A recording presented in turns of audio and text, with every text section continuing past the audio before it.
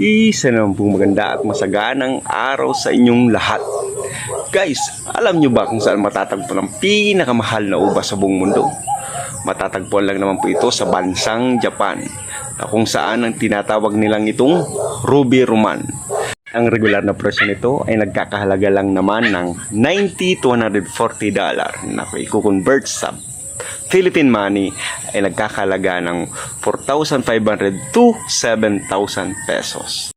At noong 2016, nung magkaroon ng auksyon ng bansang Japan, na ipagbili nila ang bugkos ng 26 na ubas sa halagang 11,000 US dollar na i-convert sa peso natin ay nagkakalaga ng 550,000 pesos.